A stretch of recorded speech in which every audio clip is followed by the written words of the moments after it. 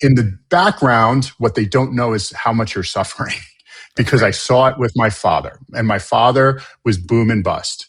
It was it was starting from scratch. He had the talent, he had the ability, he had the, he had no fear of picking up the phone, having conversations, so he could generate that business. Hmm. And it would start to go up. Turn it like this. There we go. It would start to go up. He'd be focusing on all the business, not even the one deal. It could be two, three, five deals, plus the listings he's carrying. Mention, and just flying by the seat of the pants. His car was a mess. There'd be boxes of empty donuts. Like if you know Long Island, Entenmann donut boxes, in the That sounds on the awesome. driver's side seat. He always dressed nice. He always had himself put together, but a lot of his life was chaos, and he was just getting through it until it closed. And then what happens?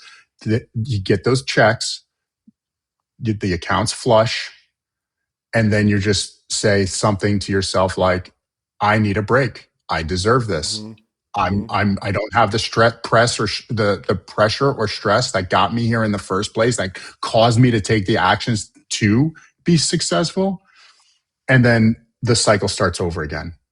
And he did get better with it over time. It did improve, but it took a lot of work. And it was from my observation, coming up behind him as his son, seeing that and experiencing it as his son, Hmm. and then realizing like, okay, if I'm going to be in real estate, I can't do it like that.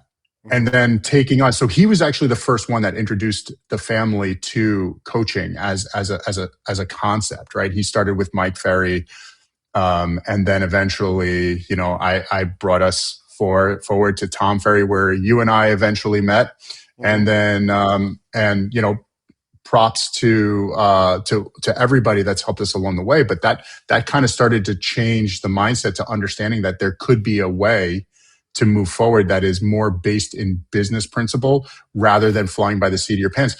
Because I do want to say this. I know I've been going on with this, but this is a really important piece. I've also noticed that real estate, right, tends to attract a certain kind of person.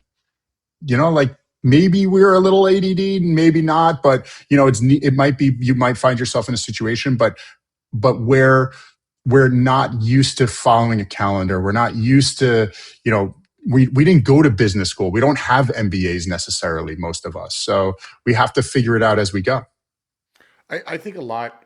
I think a lot of real estate, and I don't think there's anything wrong with this. A lot of people get into real estate consequentially, meaning like it's my second career, right? Like Yeah. my first career didn't work out. I got laid off, or it didn't, whatever. I like people and I like houses, so why don't I just go sell real estate? And then they get into it, and it's like, well, this isn't really like all that different than like running a traditional business. Everything kind of applies, the way that it normally does, right? And I think for a lot of people, there's a lot of sticker shock to that, you Yes. know, um, okay, There's a so lot of that. We keep talking about Mike Tyson, right? His saying that yeah, everybody's got a plan until they get punched in the face. yeah, But I'll give you another yellow flag that I was talking about before when I sit down with somebody that potentially is interested in joining the team.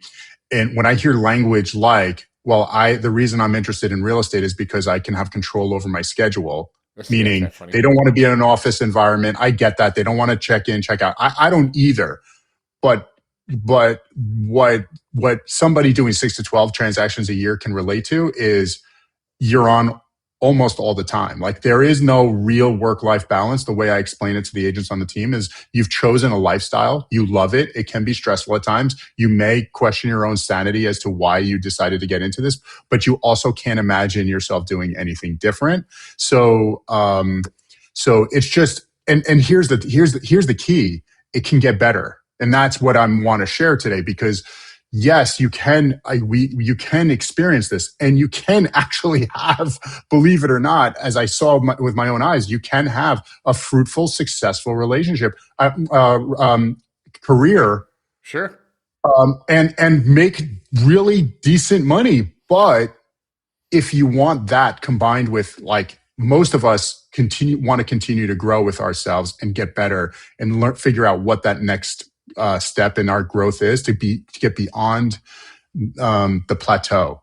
that's where the very good agents that I've seen that I've had an opportunity to work with turn into like more of the great agents. Give me okay, so let's go back to the agent right now that is stuck a little bit psychologically in regards to those deals. Like I have an idea, but let's hear from you first. Um, Okay. what is one tactic that, let's say somebody came to you and they were stuck on the aesthetics. What about my, I need a printer, give me my business card, and like Hmm. I need to change my dress code and wait till I get a new car, and so there's all these Hmm. steps before they can be who they want to be.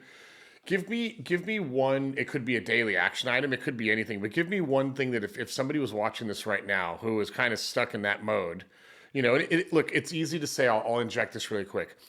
It's easy for people like you and I to say, oh, well, it's really simple. Just go do this simple thing every single day, 7 days a week, and you'll get out of it. And then that person's like, yeah, but what JD doesn't understand is like, he's got all this money, or he's got a big team, or he's got Zillow, or he's Yeah. got like, all these Yeah. leads. Like, he's got all the Yeah. stuff that I don't have. Talk to that agent right now who's watching this Hmm. saying, like, once I get into JD's position and I've got this team, if a team is even right for you, running a team Hmm. or joining a team, right? Um, Assuming that's not in the Irregardless. Yeah. cards, like, Yeah. what's one thing I could do right now to say, like, okay, I did this today. If I know if I keep doing it, like eventually the psychology, the negative psychology would wear off.